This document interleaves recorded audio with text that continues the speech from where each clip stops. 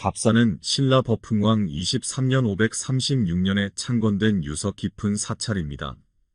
계룡산의 수려한 자연경관과 조화를 이루며 천년이 넘는 세월 동안 불법을 전해온 이곳에는 신비로운 전설이 전해져 내려옵니다. 갑옷을 입은 장수의 현몽으로 시작된 창건 이야기와 절을 수호하던 영험한 호랑이 이야기는 불교의 진리와 깨달음을 상징적으로 담고 있습니다. 내용이 마음에 드신다면 좋아요와 구독을 눌러주시면 영상을 만드는데 큰 힘이 되고 부처님의 가르침이 더 널리 퍼질 수 있게 도와주시면 감사하겠습니다. 제1장 운명의 꿈. 음력 7월 보름날 밤이었다. 하늘에는 유난히 밝은 보름달이 떠 있었고 계룡산의 깊은 골짜기에서는 맑은 바람이 불어왔다. 버풍왕은 창덕궁 침소에서 오랜만에 편안한 잠에 들어 있었다. 평소 왕은 깊은 고민에 빠져 있었다. 신라는 고구려와 백제 사이에서 끊임없는 위협을 받고 있었고 백성들의 마음도 하나로 모아지지 않았다. 무엇보다 나라를 이끌어갈 새로운 사상이 필요했다. 그러던 때에 왕은 신비로운 꿈을 꾸게 되었다. 꿈속에서 갑자기 눈부신 광채가 방 안을 가득 채웠다. 그 빛 속에서 한 장수가 나타났는데 그는 황금빛 갑옷을 입고 있었다. 장수의 갑옷에는 용과 봉황이 생생하게 새겨져 있었고 허리에는 해와 달을 상징하는 두 개의 구슬이 달려 있었다. 그의 위엄 있는 모습은 마치 하늘에서 내려온 신선과도 같았다. 전하, 저는 계룡산의 수호신입니다. 이 땅에 부처님의 가르침을 전할 성스러운 도량을 세우실 때가 왔습니다. 장수의 목소리는 깊은 산골짜기에서 울리는 종소리처럼 청아하고 맑았다. 그는 천천히 손을 들어 계룡산의 한 지점을 가리켰다. 그의 손끝에서 은은한 빛이 퍼져나가며 허공에 산의 모습을 그려냈다.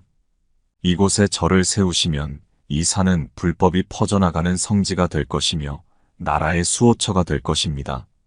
전하께서 불법을 널리 펴시면 백성들의 마음이 하나로 모이고 나라가 크게 융성할 것입니다. 버풍왕은 경건한 마음으로 장수의 말씀을 새겨들었다. 그의 갑옷에서 뿜어져 나오는 찬란한 빛은 마치 부처님의 자비광명과도 같았다. 왕의 마음 속에는 이미 불교를 공인하여 나라를 바로 세우고자 하는 뜻이 있었다. 이 꿈은 그의 결심을 더욱 굳건하게 만들었다. 장수는 이어서 말했다. 전하, 이 땅은 하늘이 점지한 곳입니다. 산의 형세가 마치 거북이가 엎드린 것 같고 그 등에는 여의주가 놓인 형상입니다. 이곳에 절을 세우면 나라가 태평할 것이며 백성들이 편안할 것입니다. 장수의 말이 끝나자 갑자기 하늘에서 꽃비가 내리기 시작했다. 오색 찬란한 꽃잎들이 춤추듯 내려와 방 안을 가득 메웠다. 그 꽃잎 하나하나에서는 부처님의 말씀이 들리는 듯했다. 더불어 전하께서는 이 절에 갑사라는 이름을 지어주셔야 합니다. 제가 입은 이 갑옷처럼 이 절이 나라와 백성을 지키는 보루가 될 것이기 때문입니다. 장수의 모습이 점점 흐려지며 그의 마지막 말이 메아리처럼 울렸다. 내일 아침 계룡산으로 가시면 금빛 나비가 길을 안내할 것입니다. 그 나비를 따라가시면 성스러운 터를 찾으실 수 있을 것입니다. 버풍왕은 꿈에서 깨어났다. 달빛이 여전히 방 안을 비추고 있었지만 방금 전까지 꿈속에서 보았던 황금빛 갑옷입은 장수의 모습이 생생히 떠올랐다. 왕은 침소에서 일어나 창문을 열었다. 계룡산 방향을 바라보니 산 위로 서서히 동이 트기 시작했다. 제2장 신비로운 나비의 인도. 아침 일찍 버풍왕은 대신들을 불러 모았다. 침전에 모인 대신들은 왕의 안색이 평소와 다름을 느꼈다. 왕의 얼굴에는 밤새 꾼 꿈의 감동이 아직도 남아있었다.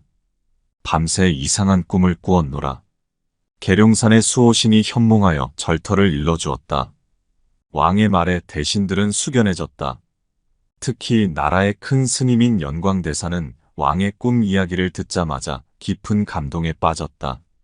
그의 눈에는 맑은 눈물이 고였다. 전하, 이는 분명 부처님의 계시입니다. 우리나라가 불법으로 크게 흥할 것이라는 징조입니다. 신라 땅에 부처님의 가르침이 널리 퍼질 때가 온 것입니다. 연광대사의 말에 다른 대신들도 동의했다. 특히 김알지의 후손인 김무력은 이 꿈이 신라의 미래를 바꿀 중대한 계시라고 강조했다. 전하, 즉시 계룡산으로 가시어 그 성스러운 땅을 찾으시어야 합니다. 신라의 국운이 걸린 일이니 한시라도 지체할 수 없습니다. 왕은 고개를 끄덕이며 즉시 길을 떠날 준비를 명했다. 연광대사를 비롯한 7명의 고승과 김무력을 포함한 여러 대신들이 동행하기로 했다. 행렬이 궁을 나설 때였다. 갑자기 한 마리의 금빛 나비가 나타났다. 장수의 말대로였다. 나비의 날개는 마치 순금으로 만든 듯 찬란하게 빛났고 그 날갯짓에서는 미세한 금가루가 흩날렸다. 연광대사가 감탄하며 말했다. 전하, 이 나비는 분명 부처님이 보내신 인도자입니다. 꿈에서 본 그대로입니다. 일행은 나비를 따라 계룡산으로 향했다. 산길은 험했지만 이상하게도 나비가 인도하는 길은 늘 걷기 편했다. 깊은 계곡을 지날 때면 어디선가 징검다리가 나타났고 가파른 벼랑을 만나면 어김없이 좁은 산길이 보였다. 해가 중천에 이르렀을 때 나비는 갑자기 속도를 늦추었다. 일행이 보니 앞쪽으로 넓은 터가 보였다. 그곳에 이르자 나비는 세 바퀴를 빙글빙글 돌더니 천천히 바위 위에 앉았다. 연광대사가 그 자리에 가만히 앉아 눈을 감았다. 잠시 후 그의 얼굴에 환한 미소가 번졌다. 전하, 이곳이 바로 그 성스러운 터입니다. 땅의 기운이 하늘과 맞닿아 있고 산세가 마치 부처님이 연화좌에 앉아 계신 모습과 같습니다. 그때였다. 나비가 앉아있던 바위에서 갑자기 맑은 물이 솟아났다. 물줄기는 마치 연꽃이 피어나듯 하늘을 향해 솟구쳤다. 김무력이 그 물을 받아 마셔보았다. 이것은 감로수입니다. 부처님의 법수와도 같은 맛입니다. 모든 일행이 차례로 그 물을 마셨다. 물맛은 달콤하면서도 청량했고 마시는 즉시 온몸이 가벼워지는 듯했다. 그들의 마음속에는 더 이상 의심이 없었다. 이곳이 바로 갑옷 입은 장수가 가리킨 절터임이 분명했다. 주변을 살펴보니 이 터는 천혜의 요새와도 같았다. 북쪽으로는 험준한 바위산이 병풍처럼 둘러싸 찬바람을 막아주고 남쪽으로는 따뜻한 햇살이 가득 들어왔다. 동쪽과 서쪽에는 맑은 계곡물이 흘러 수행자들의 식수와 농사를 짓기에 부족함이 없어 보였다. 그때 하늘에서 갑자기 오색 찬란한 구름이 모여들었다. 구름 사이로 어렴풋이 부처님의 모습이 비치는 듯했다. 일행은 모두 무릎을 꿇고 합장배례를 올렸다. 금빛 나비는 그 순간 구름 속으로 날아올라 사라졌다. 법흥왕은 이 터에 큰 절을 세우고 갑사라 이름 짓기로 했다. 꿈에서 본 장수의 갑옷을 기리고 이 절이 나라를 지키는 호국도량이 되기를 바라는 마음에서였다. 제3장 영험한 호랑이의 등장. 이른 봄, 갑사의 털을 닦는 공사가 시작되었다. 전국 각지에서 모인 장인들과 일꾼들이 산으로 올라왔다. 그들 중에는 신라 최고의 대목장인 김대성과 석공 박지림도 있었다. 절터를 다듬고 기초를 놓는 일은 쉽지 않았다. 거대한 바위를 깎고 울창한 나무를 베어내며 평평한 대지를 만들어야 했다. 공사가 시작된 지 보름째 되던 날 새벽 안개가 자욱한 가운데 놀라운 일이 벌어졌다. 산속에서 한 마리의 거대한 호랑이가 나타난 것이다. 먹구름 같은 검은 줄무늬와 황금빛 털을 가진 호랑이는 보통 호랑이의 2배는 되어 보였다. 일꾼들은 공포에 질려 도망가려 했다. 그러나 호랑이는 그들을 해치려는 기색이 전혀 없었다. 오히려 마치 오래된 벗을 만난 듯 편안한 모습이었다. 호랑이는 조용히 바위 위에 앉아 공사 현장을 바라보기만 했다. 현장을 지휘하던 대덕 스님 해공이 천천히 호랑이 앞으로 다가갔다. 스님의 발걸음에는 조금의 두려움도 없었다. 오히려 그의 눈에는 깊은 감동의 빛이 어려 있었다. 두려워하지 마시오. 이 호랑이는 부처님이 보내신 수호신입니다. 우리를 돕고자 온 것이 분명합니다. 해공 스님의 말이 채 끝나기도 전에 호랑이는 마치 그의 말을 알아들은 듯 고개를 끄덕였다. 그 순간 이상한 일이 일어났다. 호랑이의 눈에서 부처님의 자비로운 빛이 비치는 듯 했고 그의 위험 있는 모습에서는 신비로운 기운이 뿜어져 나왔다. 호랑이는 자리에서 일어나 천천히 공사 현장을 한 바퀴 돌기 시작했다. 그의 발자국이 닿는 곳마다 땅이 단단해지고 돌과 흙이 저절로 정리되는 듯했다. 마치 절터의 경계를 정해주는 것 같았다. 보십시오. 호랑이가 금강계를 그리고 있습니다. 과연 호랑이가 걸어간 자리는 완벽한 금강단이 되어 있었다. 울퉁불퉁했던 땅은 평평해졌고 흐트러졌던 돌들은 질서정연하게 정리되었다. 호랑이의 발자국을 따라 은은한 기운이 맴돌았다. 그날 이후로 호랑이는 갑사의 든든한 수호신이 되었다. 매일 아침이면 어김없이 공사장을 찾아와 일꾼들을 지켜보았다.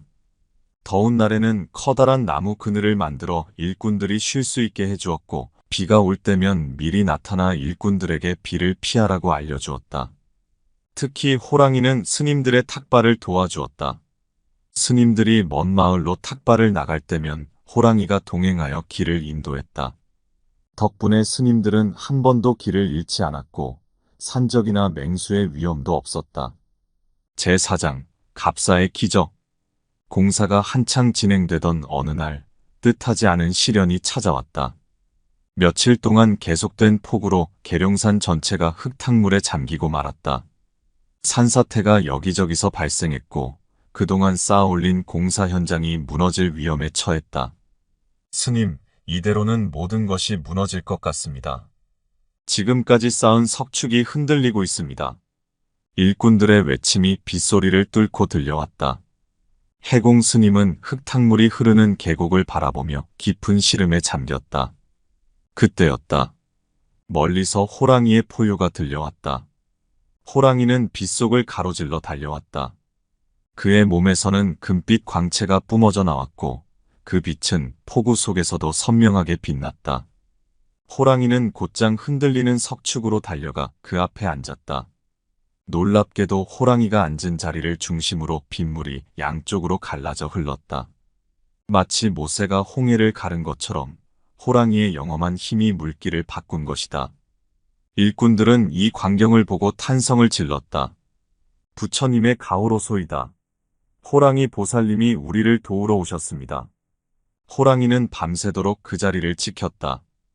비바람이 아무리 세차게 몰아쳐도 호랑이가 지키는 석축은 끄떡없이 버텼다. 날이 밝아오자 비가 그쳤고 맑은 하늘이 모습을 드러냈다. 이 사건 이후 호랑이의 영험함은 더욱 널리 알려졌다. 사람들은 호랑이를 산신이라 부르며 공경했다. 특히 비가 많이 올 것 같은 날이면 호랑이가 미리 나타나 위험한 곳을 알려주었고 겨울이면 제일 먼저 눈길을 터주었다. 제5장 부처님의 현신. 갑사의 공사가 거의 마무리되어갈 무렵이었다. 대웅전의 마지막 기와를 얹고 법당의 단청도 화려하게 입혀졌다. 그러나 한 가지 큰 걱정이 있었다. 바로 주부를 모실 불상이 아직 마련되지 않은 것이었다. 전국의 뛰어난 장인들을 모두 모셨지만 아무도 감히 부처님의 상을 조성하지 못하겠다고 합니다. 해공 스님의 말에 다른 스님들도 깊은 시름에 잠겼다. 부처님의 상을 만드는 일은 단순한 조각이 아니었다.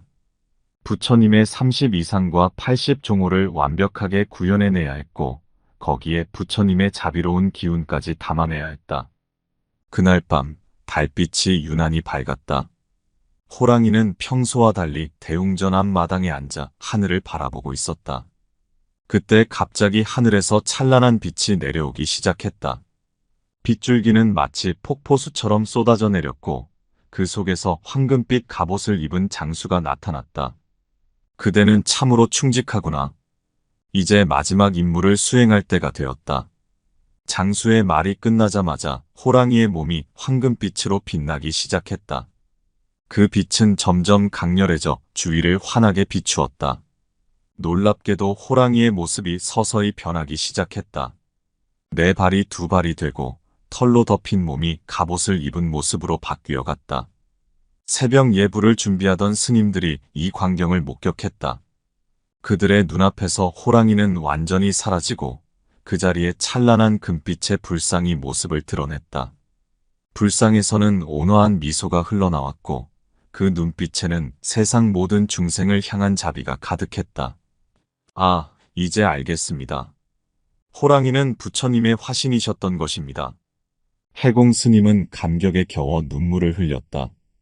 그동안 저를 지키고 도와주었던 호랑이가 바로 부처님의 현신이었다는 사실에 모든 이들이 큰 감동을 받았다. 제6장 갑사의 완성. 소문은 삽시간에 퍼졌다. 계룡산 갑사에 부처님이 직접 현신하셨다는 이야기는 전국으로 퍼져나갔다. 수많은 사람들이 갑사를 찾아왔고 버풍왕 또한 이 소식을 듣고 즉시 갑사를 방문했다. 과연 이 불상은 인간의 솜씨로는 만들 수 없는 것이옵니다. 부처님의 현신이 분명하나이다. 대궐에서 모셔온 최고의 장인들도 이 불상 앞에서 감탄을 금치 못했다. 불상의 얼굴에는 호랑이의 위엄과 부처님의 자비가 조화롭게 어우러져 있었고 갑옷으로 변한 호랑이의 가죽에는 용과 봉황의 무늬가 선명하게 새겨져 있었다. 이제 알겠사옵니다.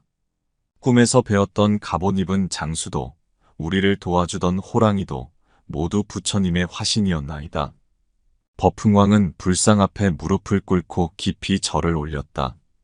이때 갑자기 대웅전안이 환해지며 불상에서 찬란한 빛이 뿜어져 나왔다. 그 빛은 7가지 색깔로 나뉘어 사방으로 퍼져나갔다. 이것은 부처님께서 우리나라를 수호하시겠다는 약속이시다. 해공 스님의 외침에 모든 이들이 합장대례를 올렸다.